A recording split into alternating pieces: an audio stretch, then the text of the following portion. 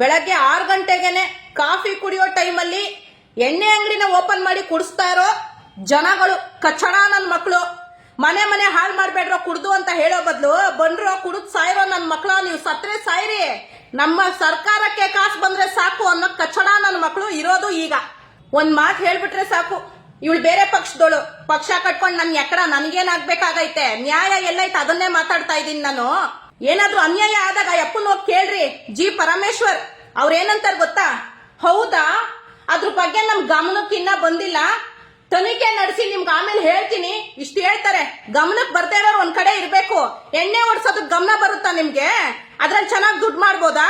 ಗಂಡಸರುಗಳಾದ್ರೂ ಸ್ವಲ್ಪ ಯೋಚನೆ ಮಾಡ್ರಿ. ನಿಮ್ನ ಕುಡ್ಸಿ ನಿಮ್ಮನೆ ಹಾಳು ಮಾಡ್ಬಿಟ್ಟು ಅವ್ರ ಮನೆ ಉದ್ಧಾರ ಮಾಡ್ಕೋತಾವ್ರೆ. ಗಂಡಸರುಗಳು ಸ್ವಲ್ಪ ಯೋಚನೆ ಮಾಡಿ. ನಿಮ್ ಹೆಂಡತಿ ಮಕ್ಕಳು, ನಿಮ್ ತಂದೆ ತಾಯಿ ಇಲ್ಲಿ ಒಂದೊತ್ತು ಊಟಕ್ಕೆ ಹೆಂಗಪ್ಪ ಅಂತ ಯೋಚನೆ ಮಾಡ್ತಾ ಇದ್ದಾರೆ.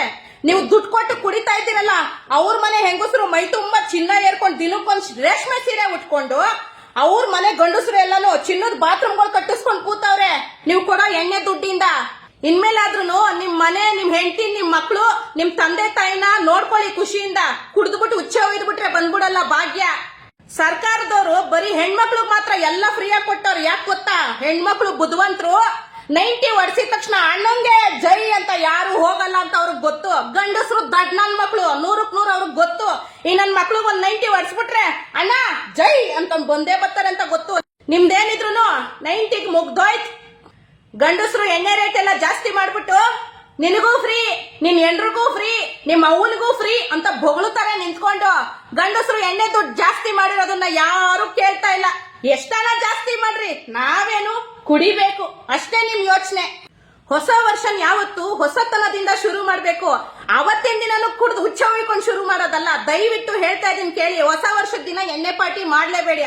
ಹೊಸ ವರ್ಷದ ದಿನ ಏನ್ ಬೇಕೋ ತಗೊಂಡ್ ತಿನ್ನಿ, ನಿಮ್ಗೆ ಇಷ್ಟ ಆಗಿರೋದ್ ತಿನ್ನಿ, ನಿಮ್ಗೆ ಇಷ್ಟ ಬಂದಿರೋ ತರ ಇರಿ, ನಿಮ್ಗೆ ಇಷ್ಟ ಆಗಿರೋ ಜಾಗಕ್ಕೆ ಹೋಗಿ. ಆದ್ರೆ ಕುಡಿಯಕ್ ಹೋಗ್ಬೇಡಿ. ಈ ಸರ್ಕಾರದವ್ರಿಗೆ ಅವತ್ ಗೊತ್ತಾಗುತ್ತೆ ಗಂಡಸ್ರೆಲ್ಲ ಒಗ್ಗೂಡಿದ್ರೆ ನಮ್ಗೆ ಏನಾಗುತ್ತೆ ಅಂತ. ಅಣ್ಣ ದಯವಿಟ್ಟು ಕೈ ಮುಗಿದ್ ಕೇಳ್ಕೊತಾ ಇದೀನಿ, ನಿಮ್ ತಂಗಿ ಅಂತ ಆದ್ರೂ ಅನ್ಕೊಳ್ಳಿ, ಇಲ್ಲ ನಿಮ್ ಅಕ್ಕ ಅನ್ಕೊಂಡು, ನಿಮ್ ಮನೆ ಹುಡುಗಿ ಅಂತ ಅನ್ಕೊಂಡು ನೀವ್ ಈ ಸತಿ ನ್ಯೂ ಇಯರ್ ಪಾರ್ಟಿನ ಎಣ್ಣೆ ಕುಡಿದೇ ಶುರು ಮಾಡ್ರಣ. ನಿಮ್ ಜೀವನ ತುಂಬಾನೇ ಚೆನ್ನಾಗಿರುತ್ತೆ. ಏನಕ್ಕಣ್ಣ ಪ್ರತಿ ವರ್ಷ ಕುಡ್ತದಿಂದ ಯಾಕಣ್ಣ ಸ್ಟಾರ್ಟ್ ಮಾಡ್ತೀರಾ? ದಯವಿಟ್ಟು ನನ್ ರಿಕ್ವೆಸ್ಟ್ ಅನ್ಕೊಳ್ಳಿ, ಈ ಸತಿ ಕುಡಿತಾ ಇಲ್ದೇನೆ ಶುರು ಮಾಡಿ ಅಣ್ಣ.